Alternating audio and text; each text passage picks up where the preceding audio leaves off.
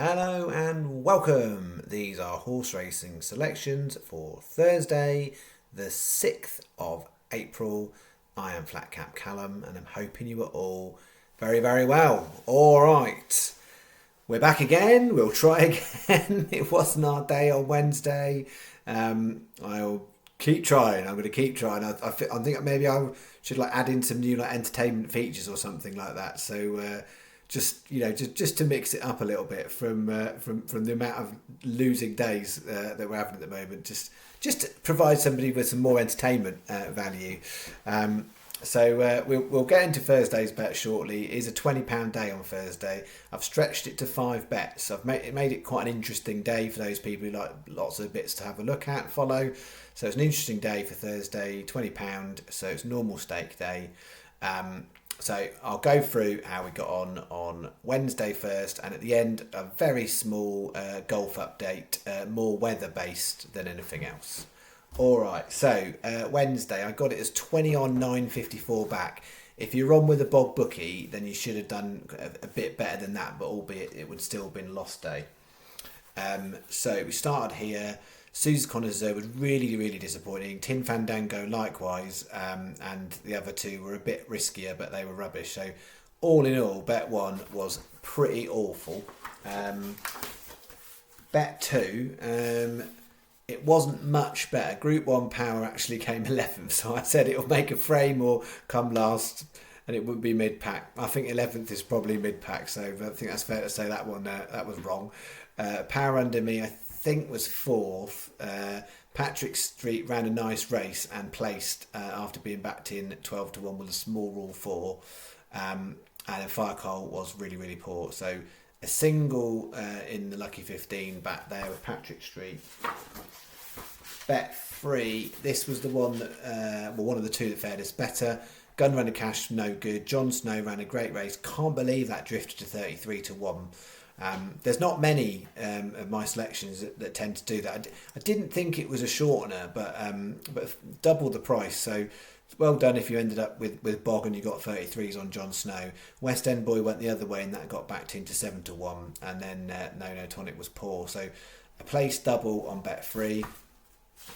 And then on the combinations double, that was the only profitable bet of the day. So we had Jon Snow placed going on to Patrick Street place. So Jon Snow was 3rd, Patrick Street was 2nd. So nice place double on bet 4.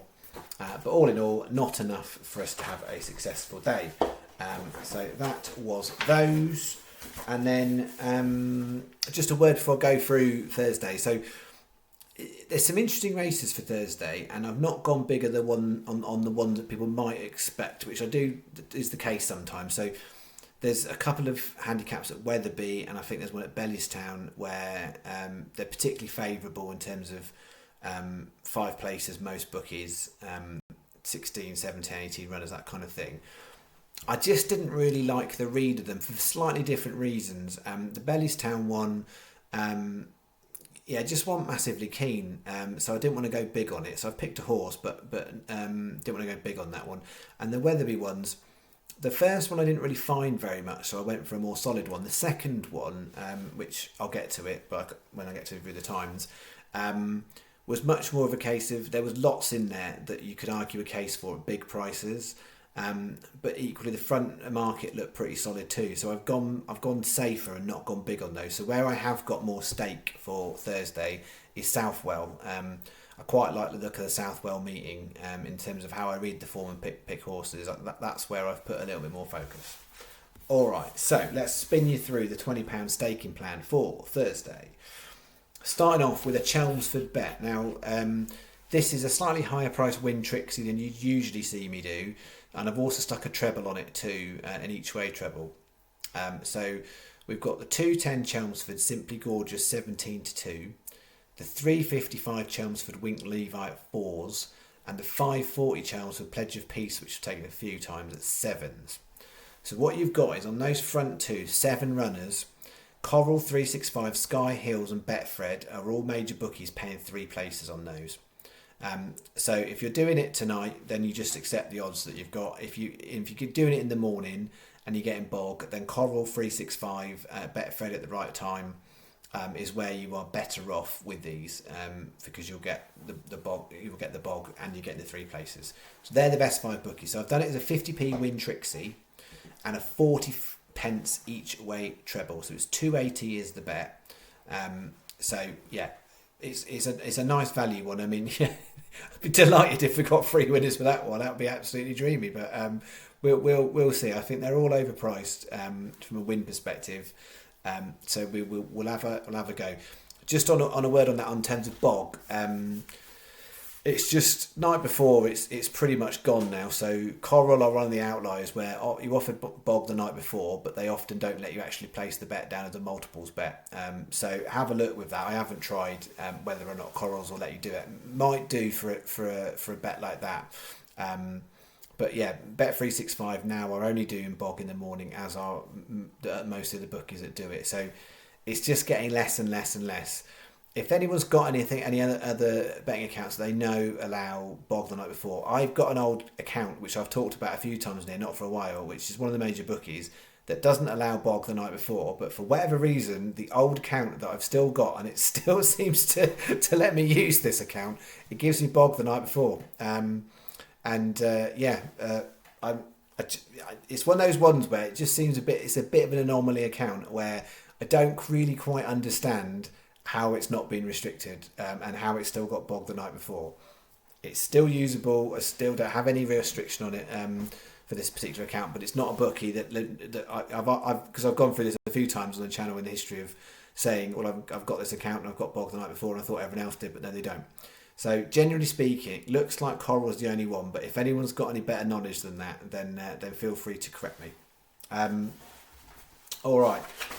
Bet 2 is my Irish bet. So I've got 1 Irish bet today. 3 at Bellistown and 1 at Clonmel. 2.30 Bellistown. Tell them I'm here. 14-1. 3.40 Bellistown. We took it last time. I'm having a bit of more faith with Ecclesiastical at 20s. 4.15 Bellistown. Loudest Whisper at 9s. And then the 6.45 at Clonmel. Legacy of Dreams 22s.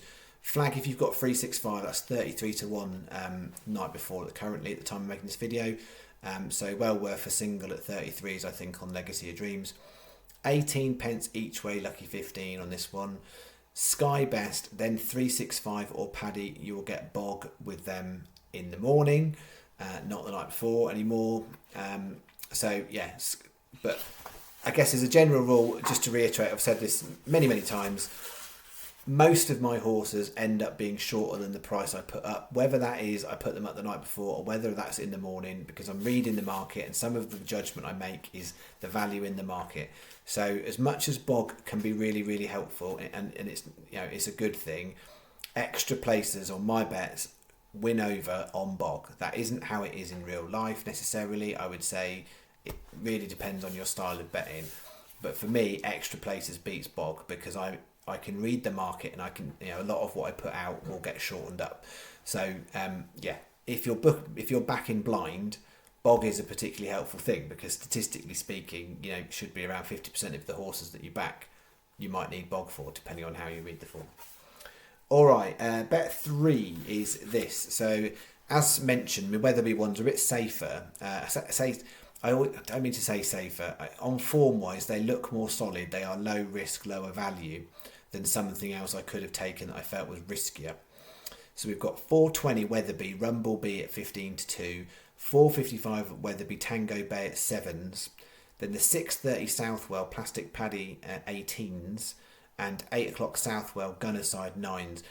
Flag on this one, I've done it as a Yankee, and this is really, it's not that this is a terrible bet to do as lucky 15, it is a bit shorter than some might put out, it's more so I can fit the stake in £20. So you make your own call on this one. It's how I've kind of worked out what I'm doing with the stake, but these other two all appear in a combination bet as well, so it's really just the bit on here. So Sky Best, then 365, because you're going to get bog in the morning, and then Betfair or 888 is what this is. So it's 20p each way Yankees. So that's each way, doubles, trebles, and accumulator. It doesn't include the singles. So the difference between a lucky 15 and a Yankee, a lucky 15 includes singles, a Yankee is just the doubles, trebles, and the fourfold. So it's 4.40 a bet, 20p each way Yankee. Bet 3. Bet 4, all at Southwell, is a lucky 15. 5:30, Nelly French 9-1, which has been a fairly regular horse on here. 6:30, Candy Warhol 20s. 8 o'clock, Shining Crystal 18s. 8:30, Lovers Lane 18s. 18 pence each way, lucky 15. Same as the last bet. Sky Best 365 next best, then Betfair or 888. 5:40 is the bet for Bet 4. Finally, combination bet, my 2 preferred races at Southwell. 6:30, Candy Warhol at 20s, Plastic Paddy at 18s, going on to Shining Crystal at 18s and Gunnerside at 9s in the 8 o'clock. 4 times 25p each way doubles. Sky Best, because one of those races they have 5 places, then 365, then Betfair or 888. £2 is that bet, that is Bet 5. Alright. That is spinning through them. So word on the golf kind of weather update. So the golf starts on Thursday. Tee off UK and Ireland time is 1 o'clock, I think. And I think Kevin Na is the first player in the staking plan out. Thursday's weather forecast. It doesn't look the best weather, but not terrible. I think it looks like they'll get through, and I think if you're playing in the morning it looks slightly better, but not enough to really swing everything. So I'm not so worried about Thursday. Friday, I think you want to be probably going out earlier. So what it's suggesting is if you're in the latter half of the draw on Thursday, you're going out later in the afternoon on Thursday, you might be better off, because Friday morning is where you might want to be. So Friday, there's thunderstorms forecast, and just again, for those people who are unfamiliar with golf, they'll play in the rain. If it gets too much, then it ends up making puddles and they'll go off. Thunderstorms is what you absolutely, and this is common sense, I'm sure for some people, don't play golf in a thunderstorm with a big metal rod in your hand. So whenever there's a thunderstorm in the area, they go off. So I think there's a risk of a low amount of play on Friday, which might knock more play into Saturday. So I think if you're going out early Friday, you've got more of a chance of getting your round in before thunderstorms. So if you're later on Friday, which means you would be earlier on Thursday, if you're later on Friday, then you're more likely to have your round knocked into Saturday if they don't get to complete. So that's currently my concern on there. Then Saturday itself is a heavy rain forecast. So again, it might impact the amount of play. So it's massively changeable. You never quite know with these things, but there's a huge temperature drop going from like 31 degrees on Wednesday, Thursday down to like 13 degrees at the weekend, which is massively unusual for this time of year in Augusta. So we'll see. If the weather's really, really bad, it could lead into a Monday finish, but we'll see. So yeah, I shall update. But basically what I'm saying is I think latter half of the draw is better, but it's changeable and hard to tell. So I'm not worried yet. All I'm generally worried about with the golf is that you may well have done some picks based on kind of form and my read of how it looks, but actually some of it might go out the window. If you've got a player that's stuck into bad weather, they're done for. And if somebody else who might not necessarily have the right form credentials just gets the run of it in terms of whether they might perform better, so it's more likely to bring up an inconsistent result. Overall, we'll find out, because at the end, if the world's top players aren't filling up the top kind of 20 places, then you know that the weather's probably played its part, because usually in Augusta the best players do tend to come to the fore. You'll get the odd one chucked in, but we'll see. All right, that wasn't really a quick update in the golf. That was me rambling on about weather. Hopefully that was enough to keep you fascinated and intrigued to come back again tomorrow for my next weather report from America. Who knows? All right, I will see you now. Where are we? It's no video physically on Thursday, but I'll be back on Friday morning. So it will be Friday selections, and there's only 3 meetings on. It'll be a Friday morning video. That's Good Friday. Friday morning video for Friday selections, and then Saturday as per usual. So back on the usual gig for Saturday. So freebets.com video about 8:30, 9, followed by the regular video about 10:30. That would be Saturday's schedule at the moment. All right.